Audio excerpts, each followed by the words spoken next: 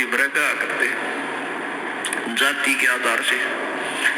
तो नारद जी देखा कि सामने गया तो वो जीमर पाया, नहीं इसने के गुरु बनाऊंगा, वापस आ गया। अगले दिन सोचा कल जाऊंगा, कल सुबह फिर गया, फिर वही मिल गया।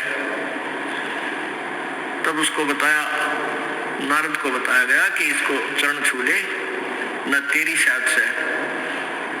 तब उस नारद को ने उसी को गुरु बनाया जो सामने नजर आया। तो उसने नारद को फिर ज्ञान बताया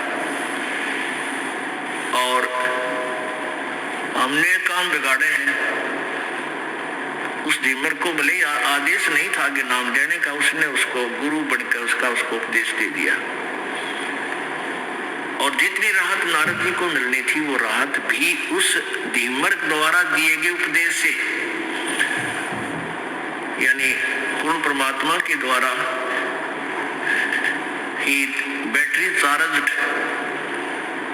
उस कालो नामक डीमर से उसका कल्याण हुआ। कितना कल्याण, ये इनका कल्याण ये है स्वर्ग तक पहुंच जा, इतना ही कल्याण ये मानते हैं। तो पुण्यात्माओं, ऐसे हमने इस प्रत्येक कंसेप्ट को क्लियर करना है, क्योंकि इस मक्खन को गर्म करके शुद्ध घी बनाना है। अब शुद्ध बनेगा ये इस तत्व ज्ञान से, परमात्मा की वाणी से। इसके अंदर 4 वेद, 18 पुराण, 11 महाभारत, गीता जी, कुरान और बाइबल, और इनसे आगे का ज्ञान भी इस सूक्ष्म वेद में है, तो ये सच्चिदानंद घन की वाणी है। अब सुखदेव को मान्यावत कल्पना छाड़ी, सुखदेव लगी लगन जद गाड़ी। सुखदेव छाड़ी मान बढ़ाई, जनक विदेह की गुरु जाई। बोले जनक विदेही राजा, इंद्री दमन करी किस काजा। ब्रह्मानंद पद लख्या न तोकू, ऐसा दर्शत है सब मोकू। सुखदेव सुनो व्यास के पूता, इंद्री लार लगी संजूता। मन गुण इंद्री कर्म न जाने, व्यास पुत्र तू ज्ञान दीवाने। इंद्री कर्म लगाओ किसके, जीव्या लेप नहीं मधुरस के। नैन पटल में ईश्वर भागा, देखे सकल रूप अनुरागा। हाड़ चाम तन खाल खलीती, या सुखदेव तू माया जीती। भग में बिंद बिंद में देही, चीन नहीं शब्द स्नेही।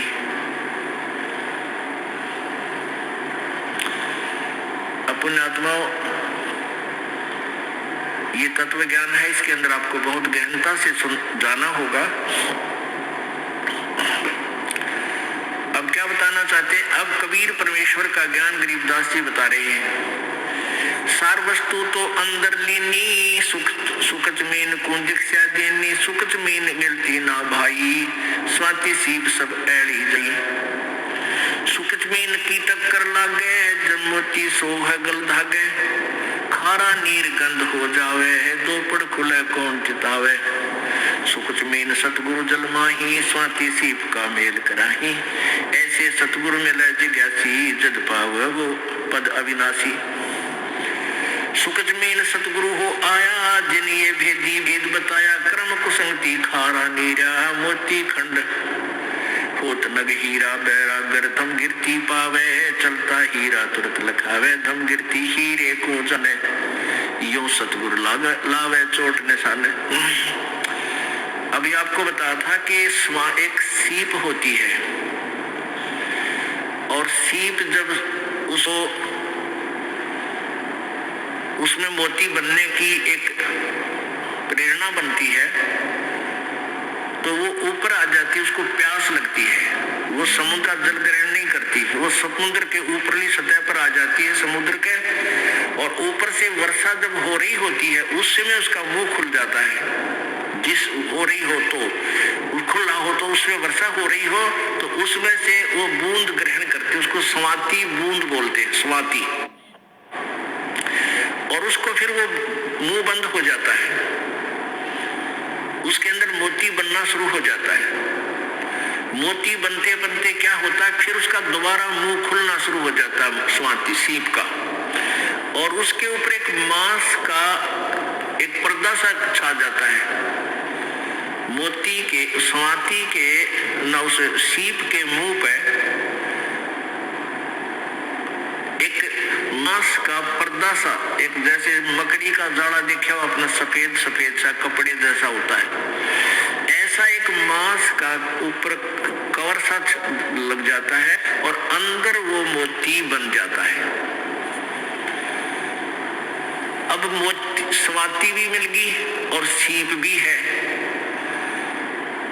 अब क्या बताते हैं कि जब वो मोती परिपक्व हो जाता है अंदर, तो उस सीप के अंदर से एक विशेष महक आनी शुरू होती है मांस की, पके हुए जैसे मांस की। तो एक बहुत ही पतले से मुंह की एक मछली होती है, पतले से, उसको सुकचमी बोलते हैं, पतला सा मुंह, पैन कैसा हो उसका मुंह। तो वो क्या करती है, मांस खाने के उद्देश्य से उस सीप का, उस मांस का कवर के ऊपर पर्दा सा होता है, उसको खाने के लिए उसमें टक्कर मारती है, उसको खाना चाहती है। वो लगते ही वो पर्दा सा फट जाता है और मोती उसमें से निकलकर समुद्र में गिर जाता है। अब क्या बताते हैं, कितना गहरा ज्ञान है इस 2 अक्षर में, 2 लाइनों में। सार वस्तु तो अंदर लीनी, सुख जमीन को दीक्षा देनी, सुख जमीन मिलता ना बाही, स्वाति सीप सब एड़ी जाई। सुख जमीन की टक्कर लग गए है, जब मोती सो है गल धागे। अब क्या बताते हैं, मनुष्य जीवन भी आपके पास है और सतगुरु भी मिल गया आपने, आपको सही मंत्र भी मिल गया, और यदि सारनाम नहीं मिला तो भी आपका योग मंत्र भी, आपका जीवन भी, दोनों व्यर्थ, जो पहले दूसरे द्वितीय मंत्र तक। अब कहने का भाव ये है कि जैसे वो मोती, सीप तो जो शरीर है, और स्वाति समझो मंत्र आपको मिल गया सतनाम, और मोती बन गया, और सुख जमीन मिलता ना भाई, स्वाति सीप सब एड़ी जाई। सार नाम आपको नहीं मिला और आखिरी सांस तक आपकी इसके अंदर श्रद्धा, पूरे गुरु जी में श्रद्धा, यानी आखिरी सांस तक इसकी जाप नहीं किया। यहाँ एक उदाहरण दिया है कि यदि ये सार नाम आपको नहीं मिलता तो तुम्हारा ये सतनाम तक की कमाई भी और आपका ये जीवन भी व्यर्थ जाता। व्यर्थ का तात्पर्य ये, क्योंकि यहाँ एक विशेष ध्यान से सुनने वाली बातें हैं, घबराना नहीं।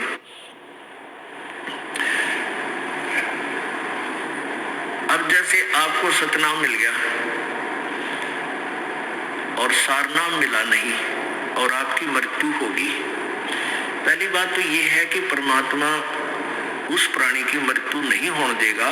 कबीर भगवान के हाथ में पूरी कलम है।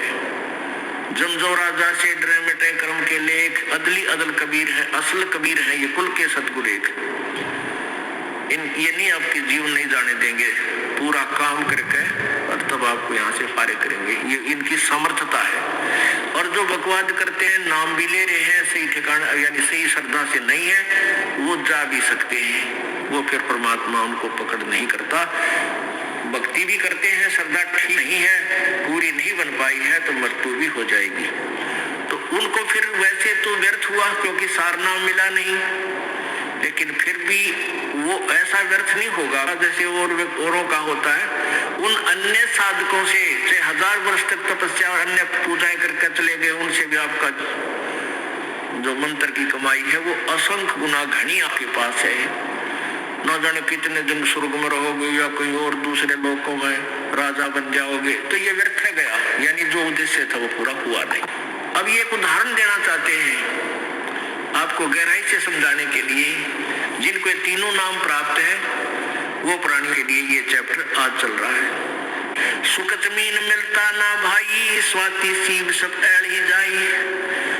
सुख जमीन की टक्कर लग गए, सुख जमीन मिलता ना भाई, स्वाति सीब सब एड़ी जाई। सुख जमीन की टक्कर लग गए, जब मोती सो है गल धागे। अब सुख जमीन ने उस सीप के उस मांस के टुकड़े को खाने की वजह से टक्कर मारी, वो खड़क दे ही मोती नीचे निकल गया। तब वो मोती निकाला गया गोताखोरों के द्वारा, और फिर उस मोती की कीमत हुई, फिर वो सीने पर आकर सुशोभित हुआ। परमात्मा हमें बताना चाहते हैं कि पूरी साधना पूर्ण सम से प्राप्त करके ही आप परमात्मा के दरबार में सुशोभित हो पाओगे, अर्थात पूर्ण मोक्ष प्राप्त करोगे। फिर आगे क्या बताते हैं, पूरे गुरु के बिना ये काम नहीं बनता। सुख जमीन सतगुरु हो आए, जिन ये भेदी भेद बताया, कर्म कुसंग खारा नीरा, मोती खंड होत नग हीरा, बैरा गर्दम गिरती पावे, चलता हीरा तुरत लखावे, दम गिरती हीरे को जाने, नो सतगुरु लावे चोट निशाने। अब ये हीरा जो होता ना, एक हीरा ये पत्थर में बन जाता है, पत्थर में होता है, पहाड़ में, और इसकी इतनी ताकत होती है इसमें, ये कुछ ऐसी गर्मी पाकर के वहां पहाड़ की, और ये पत्थर को फोड़ता, उसके अंदर से चल चल चल करता हुआ चल पड़ता है, जिधर भी इसकी दिशा बन जाती है। तो पहले राजा लोगों के पास एक धम गिरती होते थे।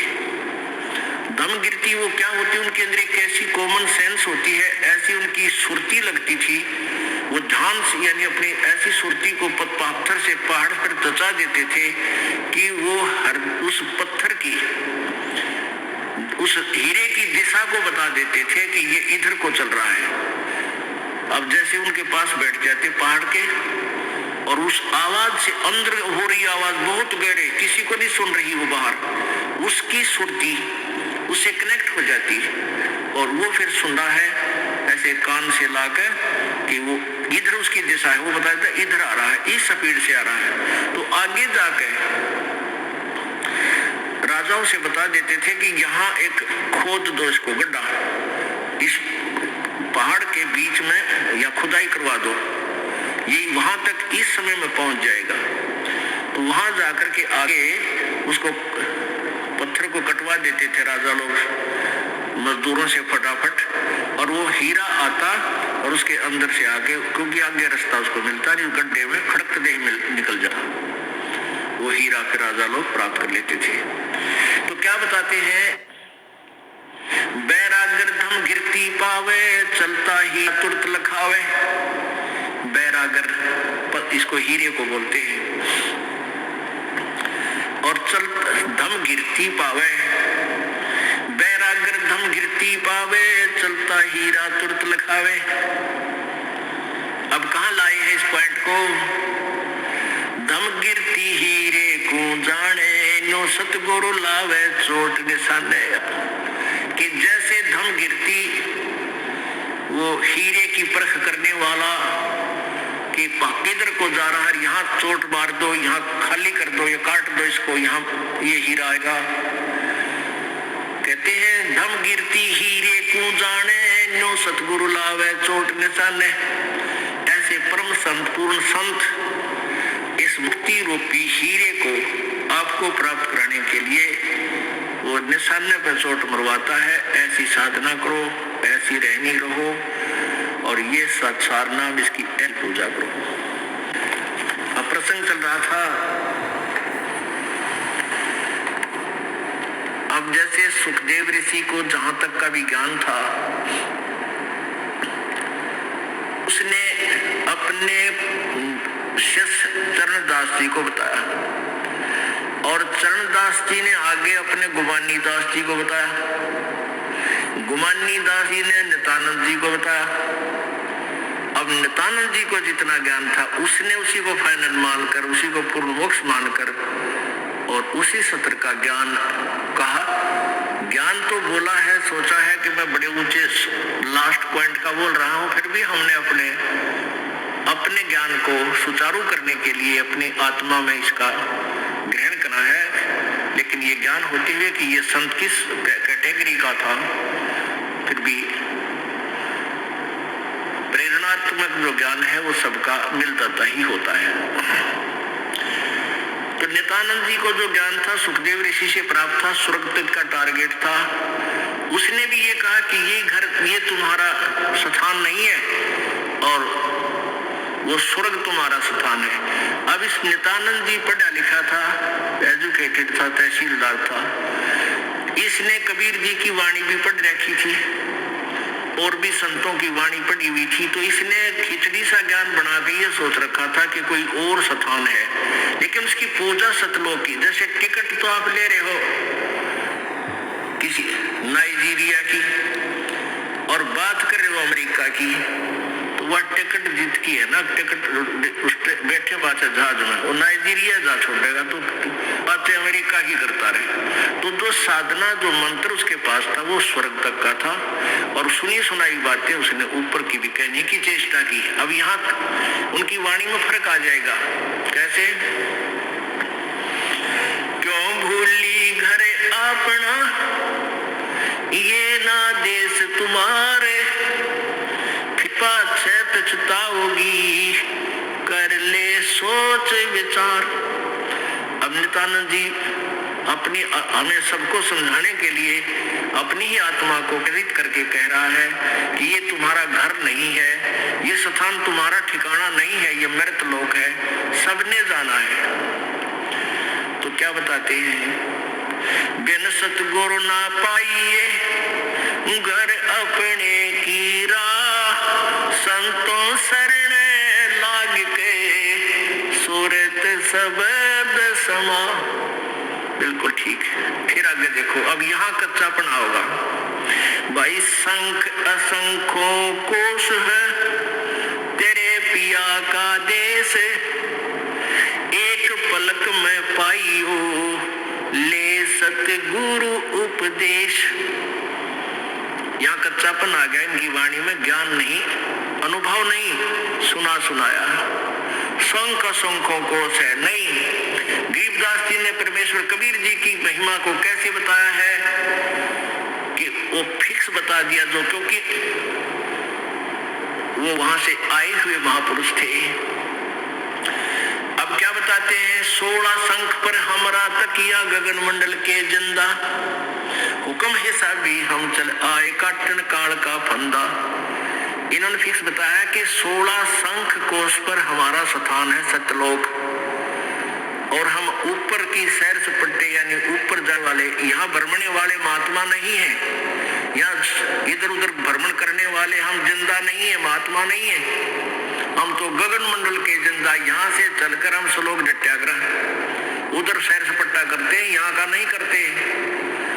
16 शंख पर, 16 शंख कोश पर हमारा सतलोक है। ये क्या कह रहे हैं? शंख अंकों कोश है तेरे पिया का देश, ये स्वर्गग्रह है यहाँ पर। और ये बात करे सतलोक की, शंख अंकों कोश बता रहे।